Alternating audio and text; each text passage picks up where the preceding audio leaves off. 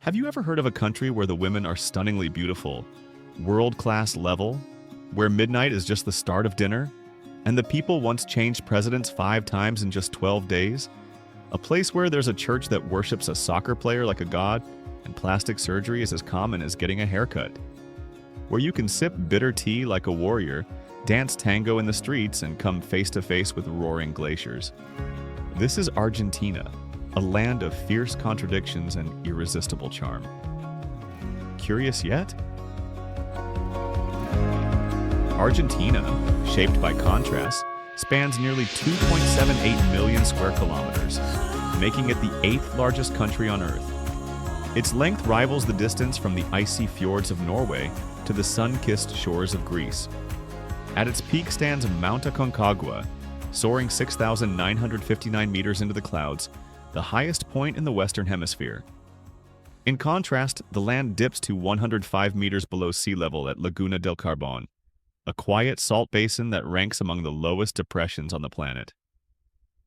To the west, the towering Andes Mountains rise like stone titans, casting a rain shadow so powerful it bakes the ground into the parched, cracked Monte Desert.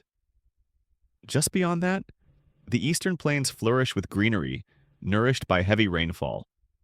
It's a country cleaved by sky and storm, desert and river. Yet Argentina's contrasts go far beyond geography. Despite all that space, Argentina is home to just 45.9 million people as of 2025, placing it only 35th globally in population, and it's aging fast.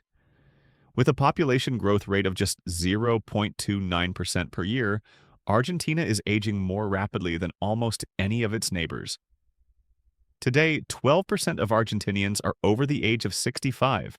By 2080, that figure could reach 30%, transforming the country into one of Latin America's most elderly nations. Nearly 97% of Argentinians are of European descent, primarily Spanish and Italian, thanks to vast waves of immigration during the 1800s. So, when you stroll through Buenos Aires, you might feel like you're walking through Rome or Madrid. The name Argentina originates from the Latin word argenum, meaning silver. When the Spanish first arrived, indigenous tribes welcomed them with silver gifts. Believing they had discovered treasure, the explorers named the region La Tierra de la Plata, the land of silver. The irony? Despite their digging, they never found a single silver mine. Yet the name endured. Why is Argentina one of the most surgically enhanced and yet most naturally striking nations on Earth? Argentinian women are among the most beautiful in South America. Argentina has the highest percentage of European ancestry on the continent. Most Argentinians descended from waves of immigration in the 19th and early 20th centuries, especially from Italy, Spain, Germany, and France. The result is a unique blend of features: almond eyes, oval-shaped faces, defined cheekbones, slim waists, and curvy hips, a combination that draws attention from Buenos Aires to Berlin. Argentina has taken home 4 major international beauty titles, making it one of the top-performing Latin countries in global pageantry. According to the latest data from the International Society of Aesthetic Plastic Surgery, Argentina ranks second in the world for cosmetic procedures per capita, just behind South Korea. As of 2025, that's approximately 9 procedures per 1,000 people each year. In Argentina, plastic surgery is less about transformation and more about refinement. It's an art of subtlety, preserving natural charm, smoothing out imperfections, and keeping that youthful glow a little longer. Are you impressed by the beauty of Argentine women? If so, comment too, and we will suggest how you can connect with them. A country beautiful on the outside, yet inside, it once cycled through 5 different presidents in just 12 days. What kind of chaos causes that? In December of 2001, Argentina was in crisis. The economy had collapsed. Banks froze savings accounts. Unemployment surged. 5 presidents in 12 days. One after another, each swore in only to be chased out by protests, resignations, and the sheer weight of a collapsing system. Streets across Buenos Aires and beyond erupted in violent clashes. According to reports from Human Rights Watch, at least 39 people were affected in confrontations with security forces. Out of the chaos came a new era and a surprising record. This same country now holds a unique title. Argentina has had more female presidents than any other nation in the Americas. First came Isabel Perón in 1974.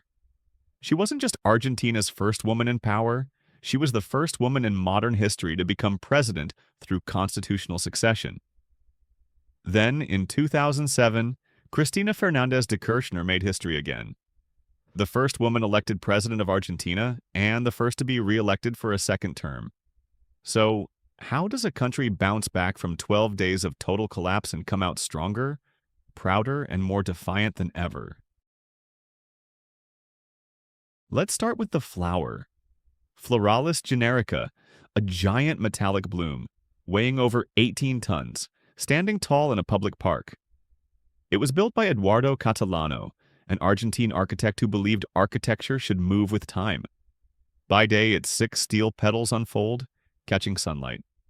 By night, they close, slowly, as if tucking themselves in under the Buenos Aires sky. It's powered by light sensors and hydraulics programmed to mimic the natural rhythm of a real flower. Estimated to cost between $4 and $6 million, Floralis generica was a gift to the people. But if sound is more your thing than steel, welcome to Teatro Colón. Built over nearly 2 decades, this opera house is considered one of the top 5 acoustic venues in the world. The design came from the minds of 3 architects from Italy, Belgium, and Argentina. Polished hardwood floors, red velvet seats, hand-carved marble, and leather acoustic panels, all carefully chosen for how they look and how they sound. The space holds over 2,500 people, yet every note, every breath reaches the farthest balcony like a whisper from across the room. It's no wonder that for world-class singers, performing here is a once-in-a-lifetime honor. Have you ever had the chance to see these works of art in person? If so, please comment number 7 and share your experience with us in the comments section below. But did you know there's a city in South America where it's nicknamed the Paris of the South? Step into Buenos Aires, and you may feel like you've stepped into France.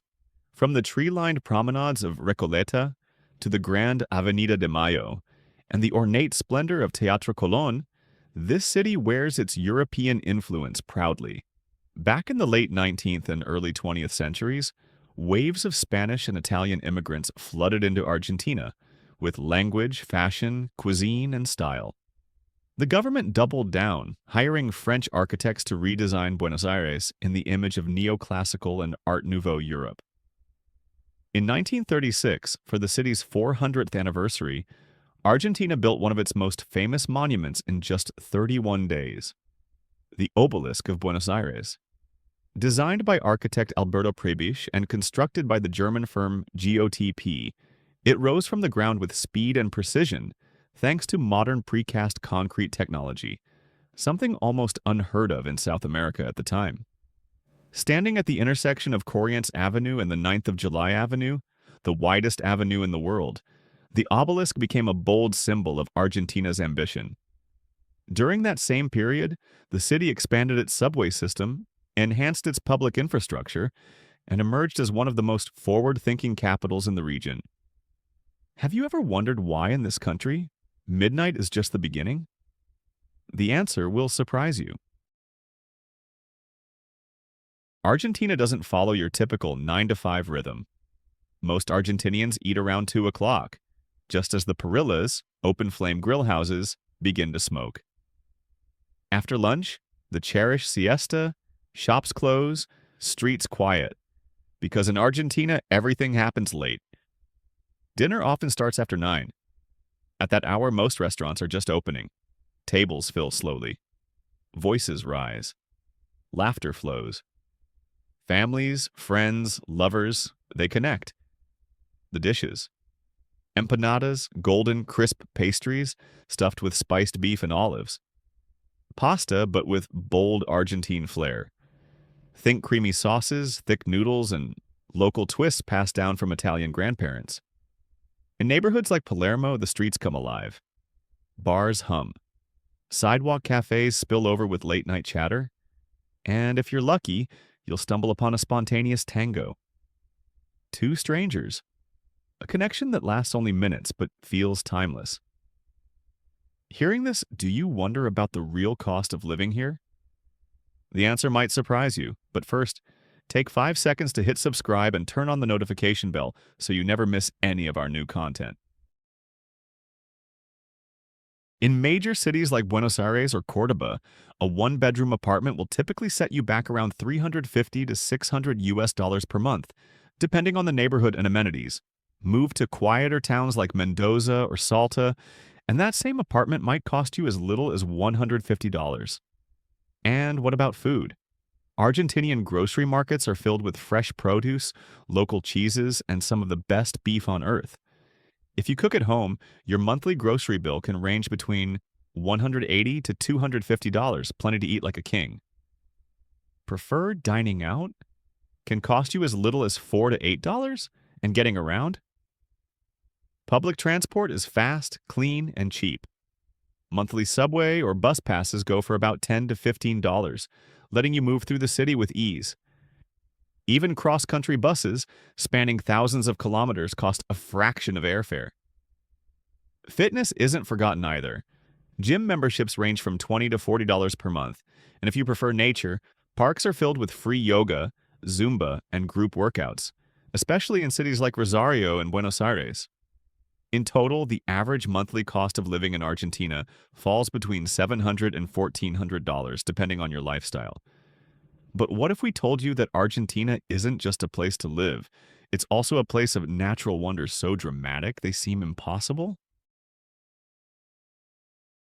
In the deep south of Argentina lies Los Glaciares National Park, a UNESCO World Heritage Site that looks like Earth's last frontier.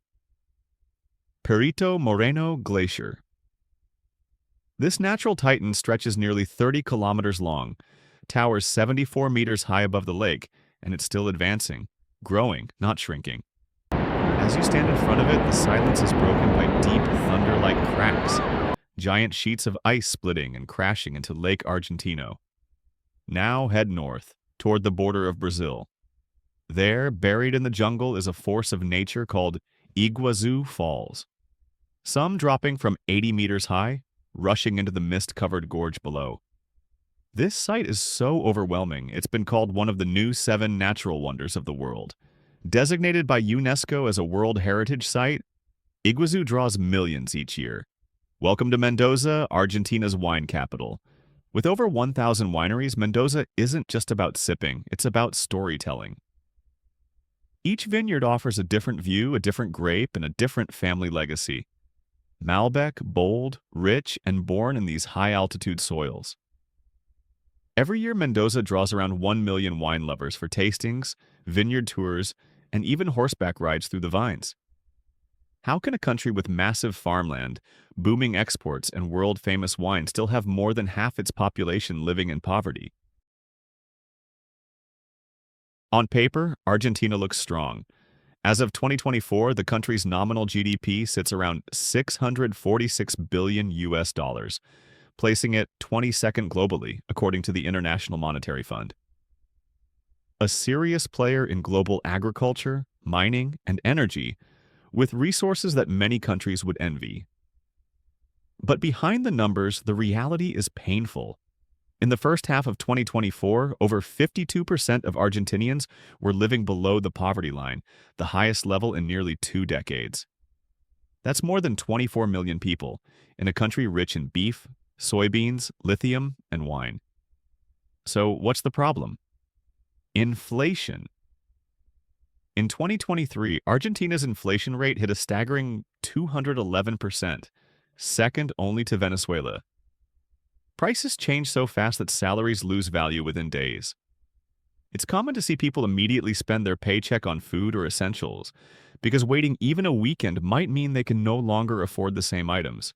Unemployment hovers at 6.4%, about 1% higher than the global average, and rising with every wave of political tension and economic mismanagement. Since 1950, Argentina has defaulted on its national debt at least 9 times, making it one of the most frequent defaulters in modern economic history. Step into any Argentine home, and before you get a handshake, you might be offered a gourd of mate. Served hot, sipped through a metal straw called a bombilla, mate is made from the dried leaves of the yerba mate plant, a species native to South America. According to the National Institute of Yerba Mate, each Argentinian drinks around 100 liters of mate per year. That's over 10 million yerba mate trees harvested just to meet local demand. You'll find Argentinians sipping mate in parks, at work, on road trips, even behind the wheel. But here's the twist. It's not easy on the palate. The first sip hits hard. It's earthy, bitter, and has an astringent kick that lingers long after it's gone.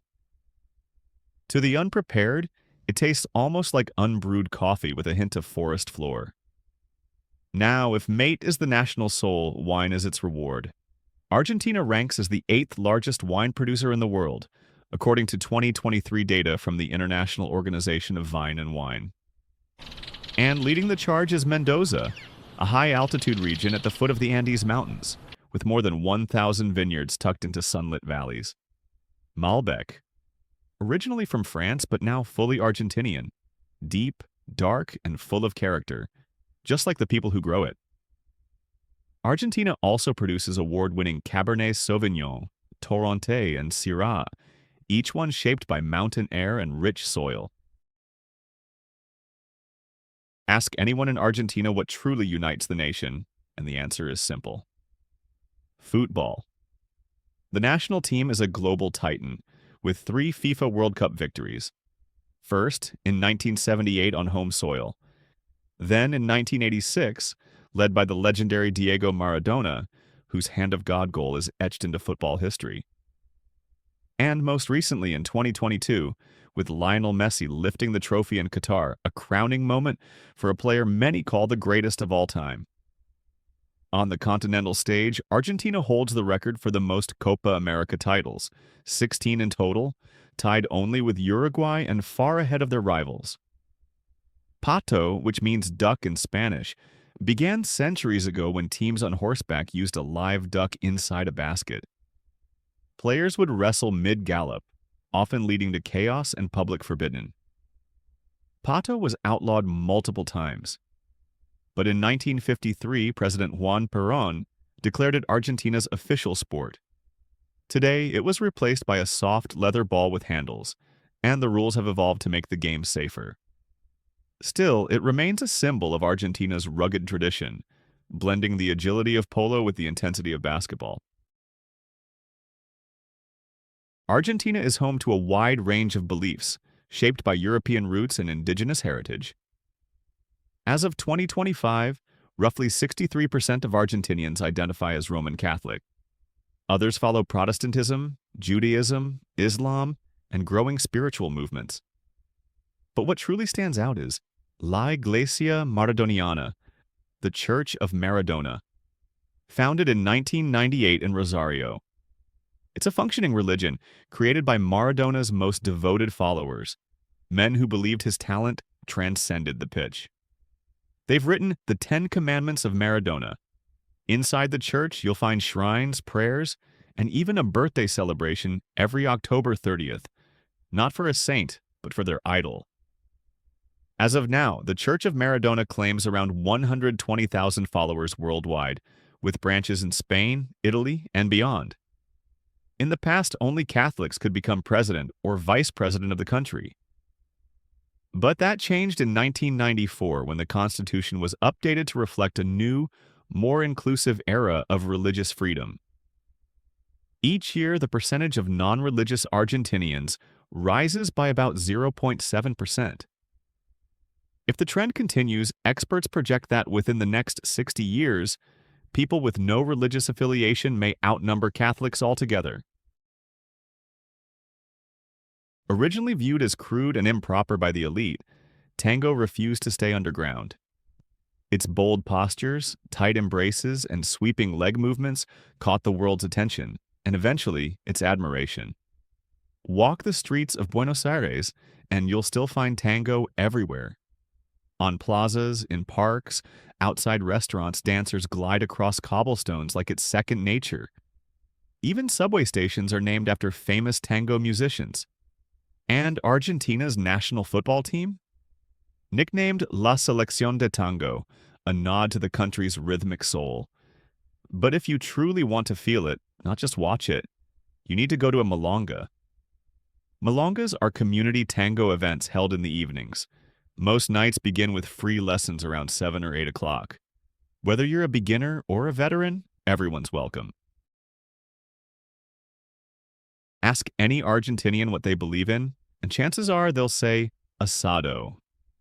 Cuts like beef ribs, chorizo, and tenderloin are grilled low and slow, then served with chimichurri, a bold mix of garlic, vinegar, herbs, and olive oil. Asado is more than food, it's a social ritual, usually held on weekends. Friends gather, wine flows, and time slows down. Even in 2024, despite a drop in consumption, Argentinians still eat an average of 45 kilograms of beef per person each year. That's the lowest it's been in a century, yet it still ranks among the highest in the world. That number hit over 100 kilograms per person. Enough to make doctors nervous and carnivores proud. Empanadas are another national treasure. Crispy, half-moon pastries filled with minced beef, boiled eggs, olives, onions, and cheese. Some are baked, others fried. In the north, salteñas are famous for their bold spices and rich juices, turning every bite into a mini journey through Argentina's culinary map. Argentine gelato, heavily influenced by Italian immigration, is in a class of its own. Dulce de leche, caramelized milk that locals treat like gold. Chocolate amargo, deep, bitter dark chocolate. And native fruits like Patagonian strawberry and black plum, a sweet ending with wild roots. This isn't just about eating, it's about experiencing a country through your senses, bite by bite, flavor by flavor.